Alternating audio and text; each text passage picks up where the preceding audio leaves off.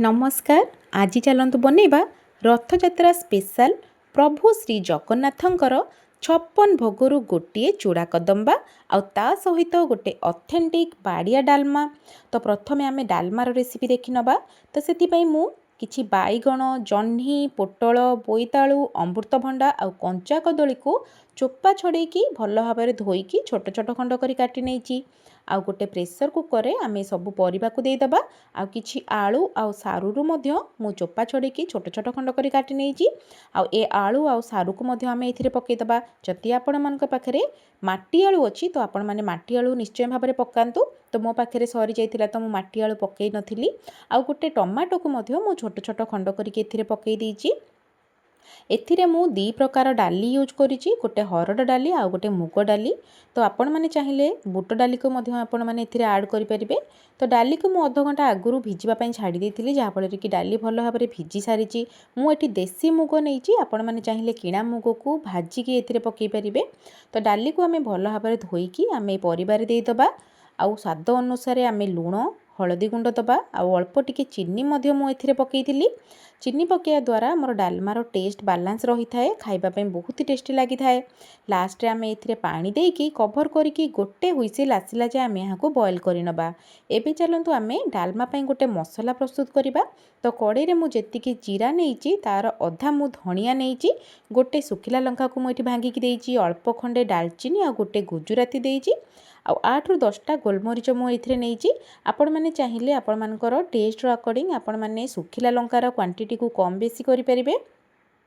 एहा को आमे हल्का हल्का आरोमा आसीबा जाए भाजी नबा एवं गोटे प्लेट को काढ़ी की ठंडा करिबा। ठंडा हैला परे आमे हेमदस्ता रे एहा को दरदरा हबा जाए कुटी नबा। तो रेडी हेजितिला हमर डालमा मसला। डालमा पघारिबा पई मु एठी खंडे अदा आ गोटे कंचा लंका को छेची नेइची। तो एबे चलंतु आमे कड़ाई रे घियो गरम करिबा। तो घियो रे डालमा पघारिले एहार बास्ना आउ टेस्ट बहुत भल आसी थाए। घियो गरम हैला परे एथिरे आमे अल्प सुखिला लंका किछि पंच फुटण आउ अल्प जीरा पकेइबा। तो सबू आमर भल भाबरे फुटी आसिले आमे एथिरे जो छेचिकी रखिथिले अदा आउ कंचा लंकार पेस्ट को देइकी भल भाबरे आमे गोटे मिनिट जाए भाजी नबा। तापरे आमे एथिरे हाफ चम्मच काश्मीरी रेड चिली पाउडर दबा, जहा फल रे कि डालमार कलर बहुत ही भल आसीबो। आउ गोटे मिनिट एहा को आमे भाजिला परे जो बॉयल करिकी परिबा रखिथिले ताकू आमे एथिरे ढाली दबा।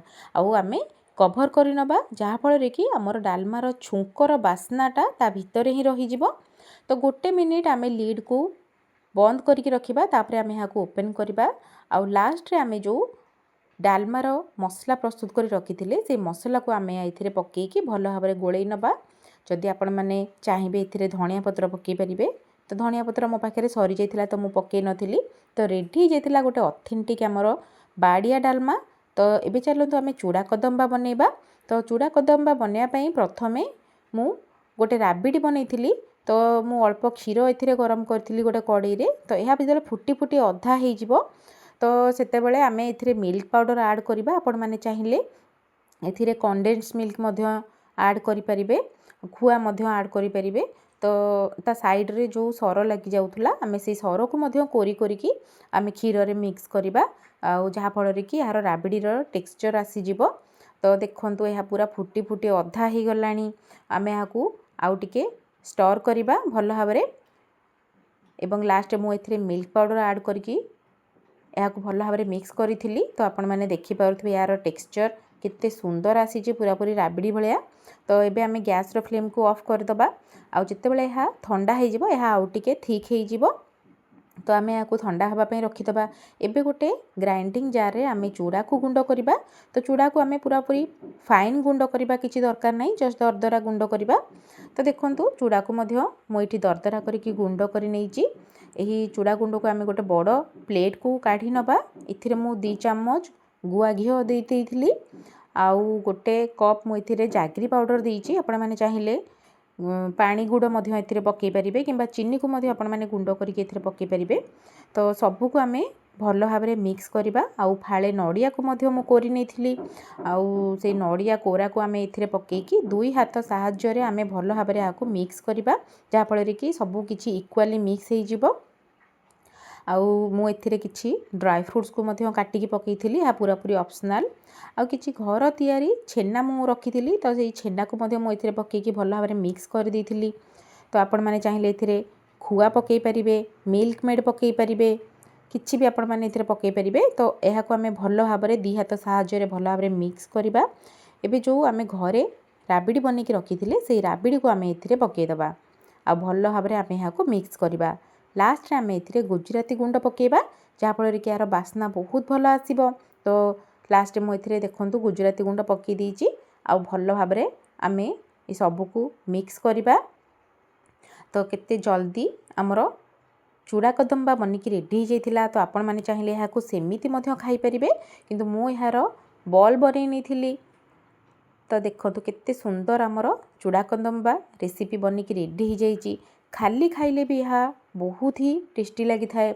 किए कि यह को डालमा सहित खाई थांती तो किए कि यह को राबिडी सहित खाई थांती। आउ प्रभु श्री जगन्नाथंकर तो अति प्रिय भोग। तो मु सबुतक लड्डू बनेकी आ ऊपर गोटे तुलसी पत्र देकी प्रभु श्री जगन्नाथंक पाखे भोग लगे देइथिली। आउ यह को समस्त को मु सर्व करथिली। तो यह बहुत ही सहज बनेबा आ बहुत हेल्दी मध्य होता है। आपण माने निश्चय भाव रथ यात्रा रे एही रेसिपी को बनातु।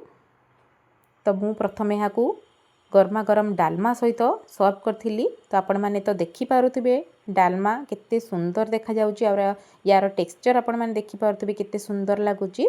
आ मु यह को राबिडी सहित मध्य सर्व करथिली। तो आपण मानकु जदी मो रेसिपी पसंद आसुथिबो ताहले आपण माने लाइक और शेयर निश्चय भाव में करेंगे। जदि मो चैनल को आपण माने सब्सक्राइब करि नाहंती तो सब्सक्राइब निश्चय भाव में करेंगे। जय जगन्नाथ।